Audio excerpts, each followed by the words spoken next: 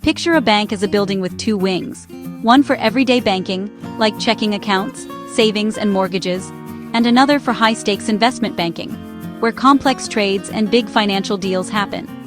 These two wings might look similar from the outside, but inside, they serve very different purposes. Everyday banking is about helping people manage their money, pay bills, and save for the future. Investment banking, on the other hand, is about making profits through trading, investing, and taking on financial risks that can sometimes be enormous. Before 2019, these wings were deeply connected. Your savings, sitting safely in your account, could actually be used by the bank to fund risky trades and investments all over the world. The money you deposited for safekeeping might have been supporting activities you never even knew about, from stock market bets to international deals. This setup worked for a while, but it carried a hidden risk. A crisis in one wing, like a sudden loss in investment banking, could bring down the whole bank, including the side that holds your savings. When things went wrong, it wasn't just investors who suffered. Ordinary people could lose access to their money or see their savings threatened. Enter ring fencing, a legal fireproof wall that separates retail banking from investment banking. Think of it as a sturdy barrier built right down the middle of the bank, making sure that what happens on the risky investment side can't easily spill over and harm the everyday banking side. The retail side, where your deposits are held and where you do your daily banking, is now strictly separated from the riskier investment side. This means your money is kept away from the financial roller coaster of global markets and speculative trading. The goal? If the investment arm collapses or faces huge losses, your savings and essential banking services are protected. Even if the investment side fails, the retail side can keep running, so people can still access their money, pay bills, and get loans. This isn't optional. It's a legal requirement for the UK's largest banks. The government and regulators made it mandatory to protect the public and the economy from another banking disaster. Each side must have its own board, management, and capital.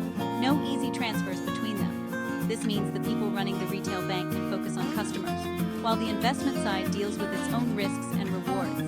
The change, implemented in 2019, was a direct response to the 2008 financial crisis, when the collapse of major banks exposed just how dangerous those hidden connections could be.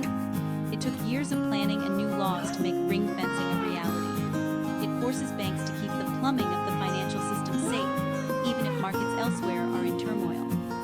Everyday services like ATMs, online banking, and payments must keep working, no matter what happens in the world of high finance. Ring fencing is designed to ensure your money is shielded from the risks of global finance, giving you peace of mind that your savings are protected, even in uncertain times. To truly understand why ring fencing became necessary, we need to rewind to the chaos and uncertainty of 2008. That year, the world watched as the financial system teetered on the edge of collapse. And London, as a global banking hub, was at the heart of the storm. Banks had made enormous, risky investment bets that went disastrously wrong. Suddenly, it wasn't just the banks themselves at risk. Millions of ordinary people's savings and livelihoods were on the line. Panic spread as customers queued outside branches, desperate to withdraw their money. Governments faced an impossible choice: let the banks fail and risk a total economic meltdown, or step in with massive taxpayer-funded bailouts. The stakes were enormous, and the decisions made in those tense days would shape financial policy for years to come. The phrase, "too big to fail," entered the public consciousness, as outrage grew over the idea that ordinary people were footing the bill for bankers' mistakes. Protests erupted, and trust in the financial system was shaken to its core. In response, the UK government established the Independent Commission on Banking. Their mission: to find a way to make the system safer and prevent a repeat of the crisis.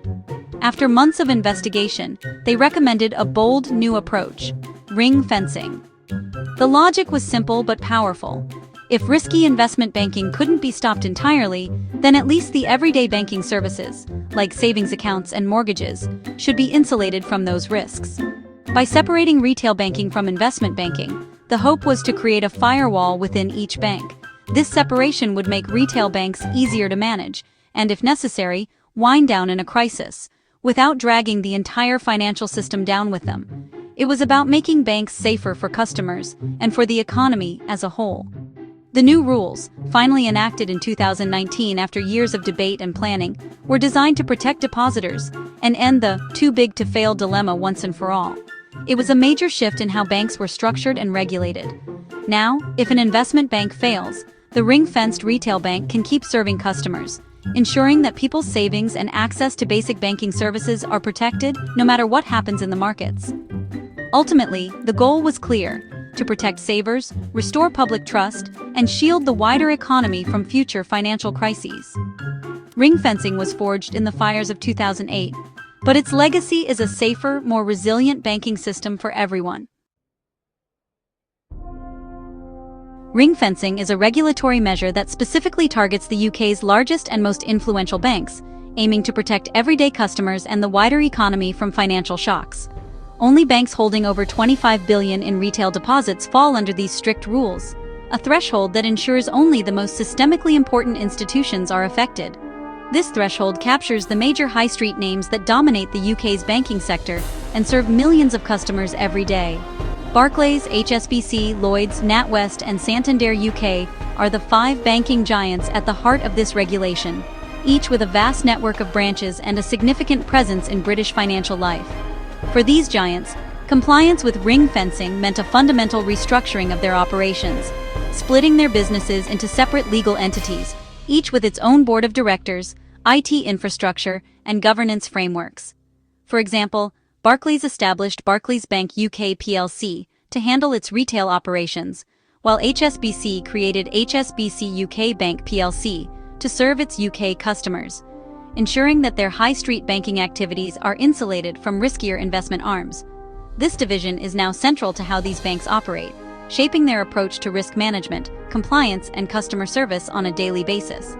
In contrast, smaller banks and new digital entrants are not subject to these ring-fencing requirements, allowing them to operate with fewer regulatory constraints and potentially more flexibility in their business models.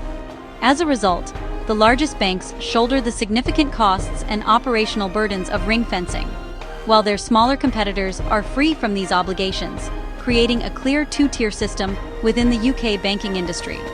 This disparity has sparked ongoing debate among regulators, industry experts, and politicians about whether the ring fencing rules remain effective and fair in today's rapidly evolving banking landscape.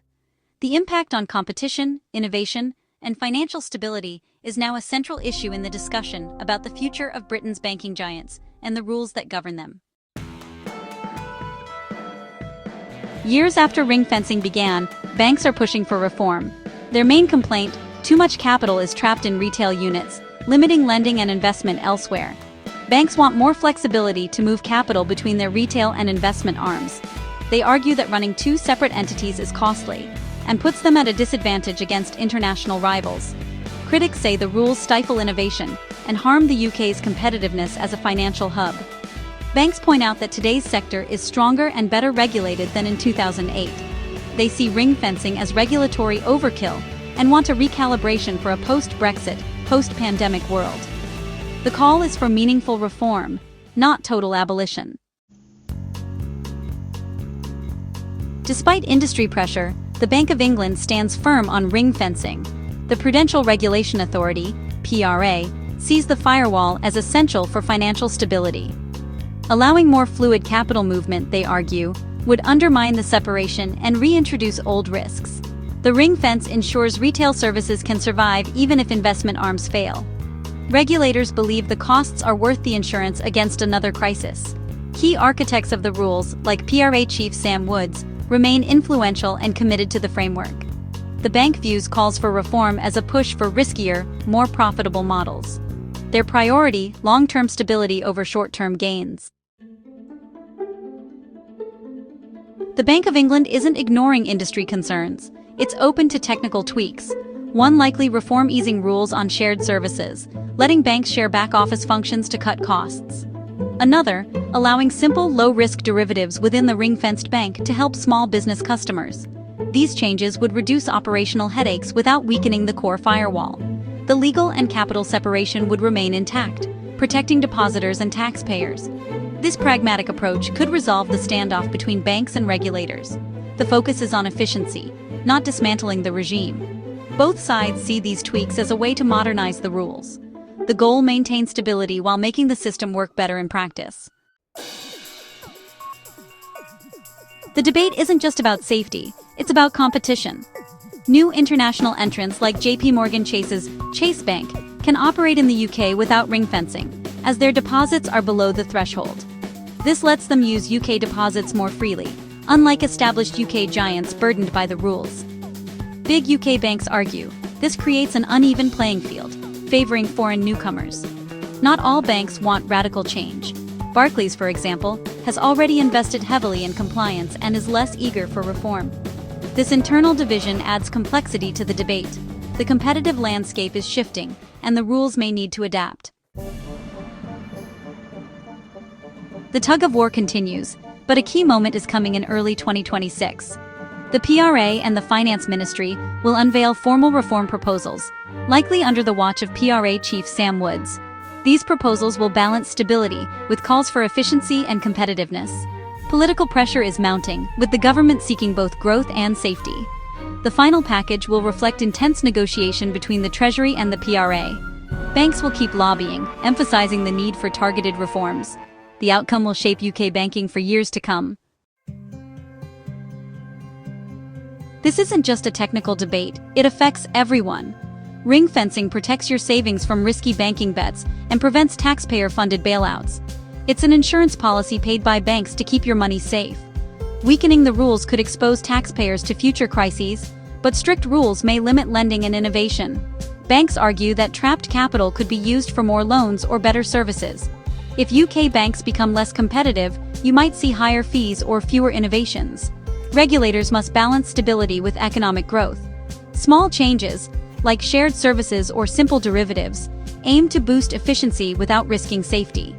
The final decision will determine how resilient the UK banking system is to future shocks.